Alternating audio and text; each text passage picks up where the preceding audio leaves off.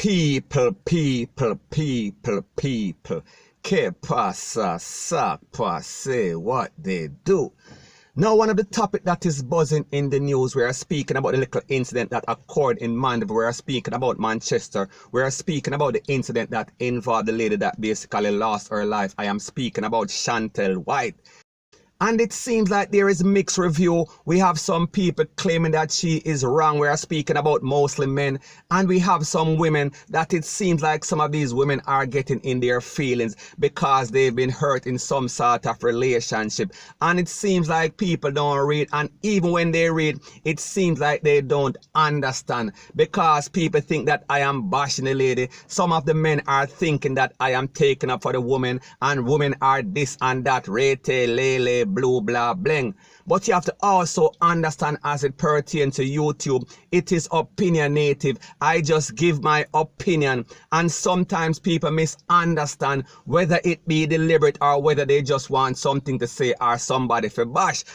And people, I am going to let you listen to a lady that basically went through the same experience as Chantel. And people, like we know, all persons' experience are different, and there are always 2 to 3 sides to every story. We are speaking about her side, we are speaking about his side, and we're also speaking about the truth. However, this lady lives in Manchester, Mandeville, and she is hearing the reaction from persons in Manchester and Mandeville. And it seems like most persons, are 50% of the persons, or even the majority of the persons, are basically blaming the victim. They are blaming Chantel Whyte. So let her tell you about her story, and then people, you can let me know what you think in the comment section.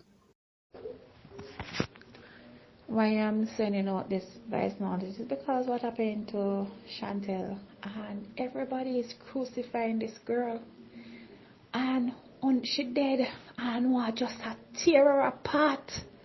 You understand? You don't know what's happened in the relationship, and everybody I got talk how the man borrow loan for build our house by our vehicle. I want you ladies, especially you ladies, to remember this, that this woman was working so she could have secured her own loan. Don't forget that this woman can secure her own loan, right? Don't forget that. Reason being why me I send out this voice note, right? I remember I get married 2017, the 11th of February. 2 weeks after I get married, I nearly lose my life where my husband tried to kill me, right? And I watch how people tear me down and say how I'm married to the man forget him house. You understand that the man things me want, and I want, the very same disgusting people them want to talk. Remember, he live in this community for his whole entire life. Nobody never want him. Nobody never want him. I crying and he left from crying and he come bad. So as he done work up here every Friday evening, I know him from I was 11 years old. He's much older than me. I crying down as him done every Friday evening, crying down and ever come back up Sunday evening. I never find him important because he was a little farmer man. I never find him important until when things start to blossom for him. When me take him up, it was a 1 room and a bathroom.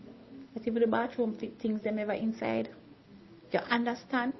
When me come to Manchester and me wash my underwear, some block pack up. Not even the almond tree never did they get. And me have to put my underwear on the block. And use 2 little rock stone to hold it down.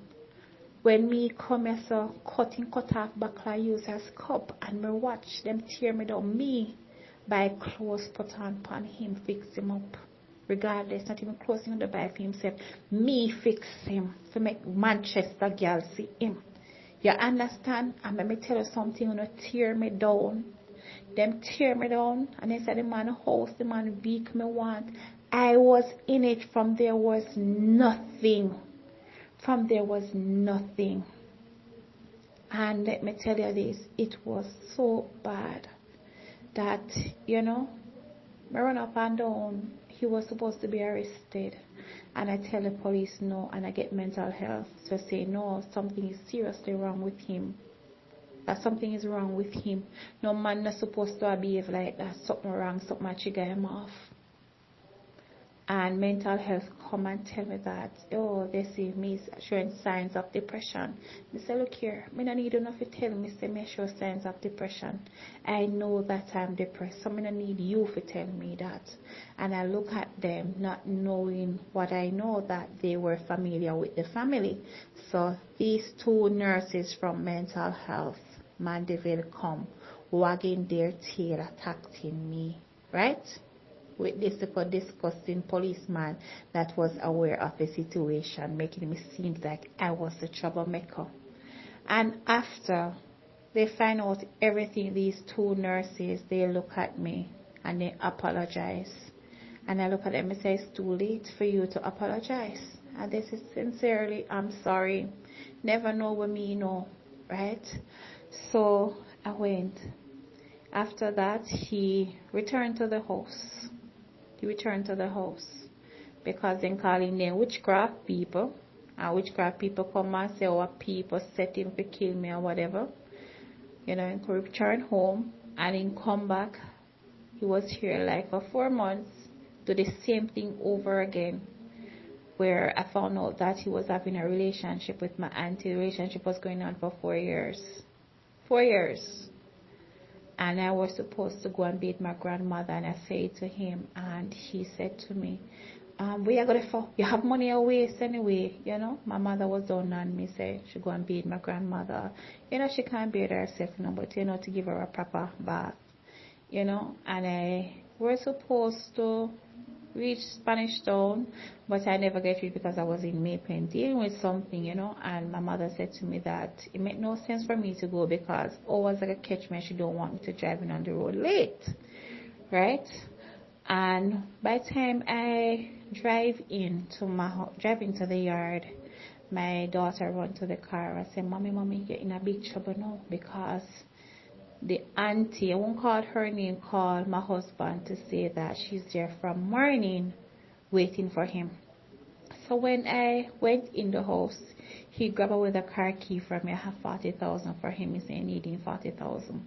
I gave him my car key because I don't make nobody kill me over dirty car. So I gave him the car key and I gave him the $40,000, and his clothes was already packed up. And I take away the clothes from him. He wanting passport and stuff like that. And I said, I'm not giving you the passport. Not giving it to you. Him carry the car key run by his mother house. And to me, nothing makes sense to me. Why you behaving like that? And I remember, you know, the Saturday, I started to cuss and I said to him, I think you have a hide, I'm going to find out. The Sunday morning, he drive around his van because there are two vehicles drive around his van, and he said to me that he sell the van and he want the title.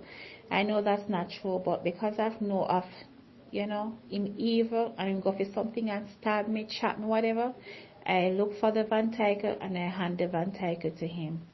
I'm getting ready to go to church. He drive the car, come back with the key and he drive the car. He went to his church. We go to two different church. Right, so in the day about 12 o'clock that Sunday, the 9th of July 2017, I called my auntie and I said to her, where you my husband, you know? She said nothing. I said to her, how you mean nothing? And I said, when did you get the phone call? Did you hear that? I'm not going to call my husband. I said, did you hear that he was coming? Don't you hear that I am coming? Furthermore, I don't talk to you. So my mother called her brother to tell her to leave the gate open because I'm coming to bathe mama. So why your day off is on a Saturday? Why you never go work? Why you sit down and wait for him? Did you hear that he coming? You know, they just start to get aggressive. Which part you have husband there? Which part you can have husband there? And she start, and that's how everything start to bust out. And let me tell you, before I get married, I wasn't going to invite none of my family, them, not a single one of them, because of what they did to me already. And I remember I called this very same auntie, and her response to me was never good, and my husband tried to defend her. And leading up to the week for my wedding, the woman called the phone every single night. She called the phone, right? My personal things about me. She know. This woman, a big woman, and I can't understand how my husband left from church and come fling and lick on me. Being sweetheart, which is my auntie. You understand me? The first lick me get was a broomstick him draw, lick me cross my eye, me could have blind. Me get broomstick lick all over my body. When me look, my daughter intervened. Him did a strangle my poor baby. And there was nothing I could have done. Me just stand there, look, me shock. Eventually, me said to my son, me said, Bull, beat him, Bull, use the broomstick and Bull, lick him, and I'll know you come off of my daughter. When me look, me see my daughter a gap, and I have an umbrella, and me use the umbrella bottom, and I beat him in the head, and he not come off her. And I have to go over him and bite him on the nose. That's how we get the bite on my breast. That's how he gets the bite on my breast. And that's how he come off of my daughter. When I pull out my daughter collapsed. My daughter collapsed in my hand. She collapsed in my hand. Yeah, my daughter collapsed in my hand. And he said to me like, you're not taking her. I could not even take my little girl. I could not even take my daughter to the hospital. You know, I'm on rush for the asthma pump and start to give it to her. You know, it wasn't over. He left out, jumped in the car, and it wasn't over. Drive a car, take it round by his auntie. He came back with 2 rock stones in his hand. And I said to him, yeah, you can mash it up for your house, mash it up. But he never came by my house. He went next door. And whatever happened, I'm not going to get into that. But I know that he was brutally wicked. He not only destroyed me and my daughter's life, he also destroyed an little girl's life. And that's something I can never forgive him for. And then he went to the police station to see how we gang him and beat him. That we gang him and beat him. And then my auntie calling me, tell me what she come to Manchester can't do me. You know, let me tell you this, outsiders, stop be judge and jury into people's life. You don't know what is going on in people's life. You hear? People pretty up things on the inside, but me telling you something. None of you know what caused Chantel to walk away, leave that man. You don't know. And you don't know. And let me tell you this. The day I find out about my auntie, that's the day I was free from my husband. That's the day I left him. And he take away car. He left without $1 to my name. Disconnect my light. Everything. Me paying my bills. He go to the post office and he take away my light bills. Them tell them not to give me. Care that man put me through hell. And I fight with everything that I got inside of me. That was the July. By the September, I was diagnosed with a clinical stage 6 depression. Doctor said I'm going to be mad. And I fight with everything what I have inside. I never talk to people. That's when me invite puss dog and drunker. Meaning, people when I never chat to me, invite them and me head coming out mad. And that's when I start to go out and talk, try to, get back. When I look at me now, people look at me and said to me, I've never seen you look like this before. But let me tell you this, thanks be to God, because my illness, every time I sick, I fall in depression, and my husband I get overhead pay much thousands of dollars Yeah, if they treat me, if see a witchcraft, because that's the way he could control me. He don't like who I am now because he can't talk to me. He cannot talk to me now. Because I'm telling you, I am a survivor. I'm not a victim anymore. So all you people out there who are tear down Chantel, Chantel is in a better place now. She's in a better place. She's free from everything that is going on in her life. She's free. She's finally free. Finally free. And I can tell you this girl is going through a lot. It's like when you're a brownie, it's a curse nowadays, because once you left them, they're going to try to kill you.